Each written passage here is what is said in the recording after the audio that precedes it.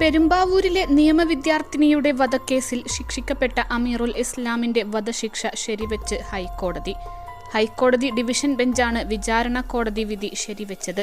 കുറ്റവിമുക്തനാക്കണമെന്ന് ആവശ്യപ്പെട്ട് പ്രതി നൽകിയ അപ്പീലും ഹൈക്കോടതി തള്ളി.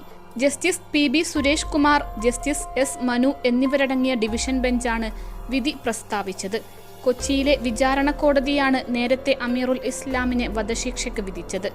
താൻ നിരപരാധിയാണെന്നും തെളിവുകൾ പോലീസ് കെട്ടിച്ചമച്ചതാണെന്നും കേസിൽ നിന്നും കുറ്റവിമുക്തനാക്കണമെന്നും ആവശ്യപ്പെട്ട് പ്രതി അമീറുൽ ഇസ്ലാം സമർപ്പിച്ച ഹർജി ഹൈക്കോടതി division bench തള്ളുകയായിരുന്നു.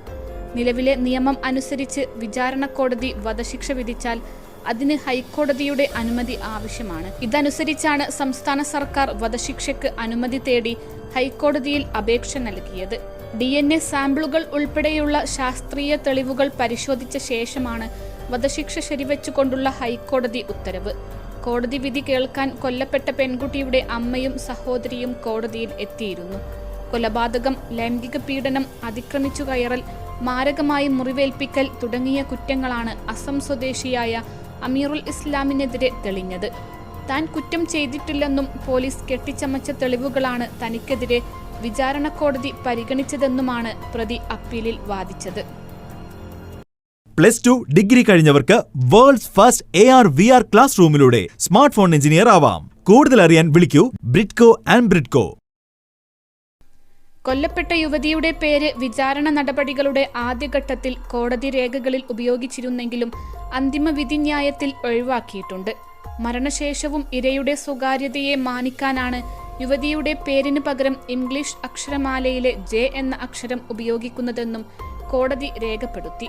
2016 April 28-നാണ് Perumbavoor Iringole സ്വദേശിനിയായ നിയമവിദ്യാർത്ഥിനി ക്രൂരമായി കൊല്ലപ്പെട്ടത്.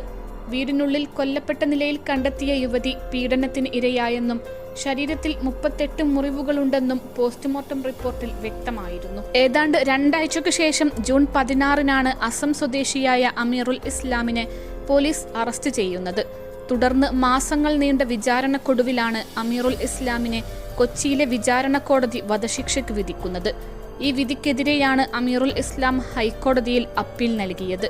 താൻ പ്രതിയല്ലെന്നും തനിക്കെതിരായ തെളിവുകൾ പോലീസ് കെട്ടിച്ചമച്ചതാണെന്നും അമീറുൽ ഇസ്ലാം ചൂണ്ടിക്കാട്ടി. തന്നെ പിടികൂടിയ ശേഷം പോലീസ് ശാസ്ത്രീയ തെളിവുകൾ ഉണ്ടാക്കുകയായിരുന്നുവെന്നും മറ്റാരോ ആണ് കൊലപാതകം നടത്തിയിരിക്കുന്നതെന്നും തനിക്ക് അവരെ പരിചയമില്ലെന്നുമാണ് അമീറുൽ ഇസ്ലാം വാദിച്ചത്. 21 ലക്ഷത്തോളം സന്തുഷ്ടരായ ഉപഭോക്താക്കളും 2 ലക്ഷത്തോളം തിമിര ശസ്ത്രക്രിയകളും പൂർത്തിയാക്കിയ മലബാറിലെ ഏക കണ്ണാശുപത്രി അൽ സലാമ ഹൈ ഹോസ്പിറ്റൽ റോഡ്.